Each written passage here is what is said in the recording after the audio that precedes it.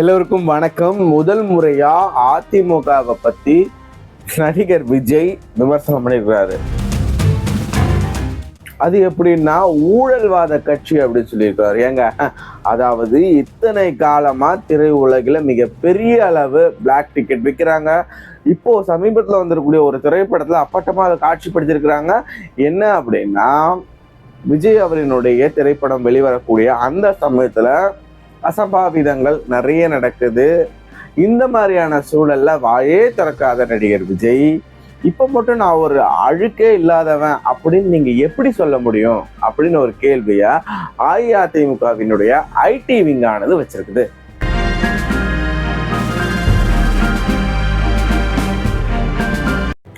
ஆரம்ப காலகட்டத்துல ஆட்சியில பங்கு தரேன், அதிகாரத்துல பங்கு தரேன், நான் தான் அடுத்த சிஎம் தமிழ்நாட்டுல அப்படின்ட்டு விஜய் அவர் சொல்லிக்கிட்டே இருக்காரு இல்லையா? இந்த மாதிரி அவன காலகட்டத்தில் அவர் யாராவது ஒருத்தர் மதித்தார்களா? யாருமே கிடையாது. செங்கோட்டையன்ற ஒரு நபர், அந்த ஒருத்தரை தவிர மற்றபடி அரசியல்ல விஜய் அவரு ஹீரோலாம் கிடையாது, ஜீரோ தான்.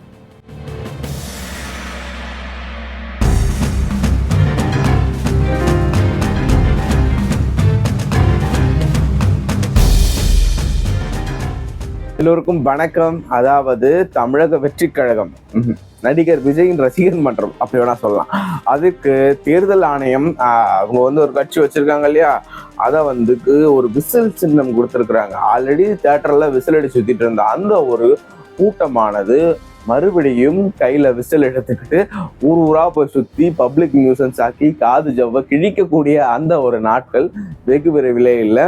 ஒரு சில இளைஞர் கூட்டத்தை வச்சுக்கிட்டு மிகப்பெரிய அளவு தனக்கான எதிர்பார்ப்பு, தனக்கான ஒரு நம்ம தான் அடுத்த எம்ஜிஆர் அப்படின்ட்டு ஒரு கனவு கோட்டையை தேவையில்லாம கட்டிட்டு இருக்கக்கூடிய நடிகர் விஜய் அவர் அதிமுகவின் அந்த ஒரு சீண்டலை செஞ்சிருக்கிறாரு. இந்த ஒரு விவகாரமானது எப்படி இருக்கு அப்படின்னா, நேற்றைக்கு மழையில முளைச்சிருக்கக்கூடிய, நான் சொல்லலை, அப்படிப்பட்ட இருக்கக்கூடிய அவரு அதிமுக அப்படின்னு ஒரு மிகப்பெரிய எஃகு கோட்டையின் மீது கல்லை வீசி பார்க்குறாரு. அந்த கல்லை வீசி ஏதாவது ஆதாயம் கிடைக்குமா அப்படின்ட்டு அதுல இருந்து வரக்கூடிய தேனீக்களினுடைய கொட்டானது எப்படி இருக்க போகுது அப்படின்னு தெரியல. இந்த சூழ்நிலையில திரையரங்கில் நடக்கக்கூடிய பல்வேறு விதமான பிரச்சனைகளுக்கு எந்த விதமான ஒரு பொருளுமே கொடுக்காத ஒரு நபர், மக்கள் மீது மக்கள் பிரச்சனையை நாங்கள் எதிர்கொள்கிறோம் அப்படின்ட்டு மக்களுக்காக போய் நான் நிற்பேன் அப்படின்னு ஆடியோ லான்ச்சில் வீரவசனம்லாம் எழுதி கொடுத்ததெல்லாம் பேசுறாரு இல்லையா? இந்த மாதிரியான காலகட்டத்தில் மறுபடியும் அதிமுக ஒரு ஊழல் கட்சி அப்படின்ட்டு சொல்லியிருக்கிறாரு அவர். இதை பார்க்கக்கூடிய பல பேர் சொல்லியிருக்கக்கூடிய விஷயமானது, இவரினுடைய ஜனநாயகன் அப்படின்னு ஒரு திரைப்படம் வெளியிடுறதுக்கான பல்வேறு விதமான பிரச்சனைகளை சந்திச்சுட்டு இருக்கக்கூடிய வேலையில அதை பத்தி எந்த விதமான நடிகரும் மிகப்பெரிய அளவு குரல் கொடுக்காதது ஏன் அப்படின்னு ஒரு கேள்வி எழுப்புறாங்க. ஏன்னா திரையுலகிலேயே எந்த விதமான ஒற்றுமையும் இல்லை. ஏன்னா சின்ன படங்களுக்கான பல பிரச்சனை வரும்போது வாயை மூடிக்கிட்டு இருக்கக்கூடிய ஒரு நபரா விஜய் அவர் இருந்ததால இப்ப அவர்களுடைய பிரச்சனையை அவரே பார்த்துக்கிட்டோம் அப்படின்ற மாதிரி ஒரு மனப்பான்மையில தமிழ் சினிமாவானது இருக்கிறதா ஒரு தகவலானது கிடைச்சிருக்கு. திரையுலகில் இருக்கக்கூடிய பிரச்சனைகளையே தீர்க்க முடியாம இருக்கக்கூடிய நபரா இருக்கக்கூடிய விஜய் அரசியல் களத்துல குதிச்சு மக்களுக்காக என்ன பண்ணிருவாரு அப்படின்னு ஒரு கேள்வி எழுது.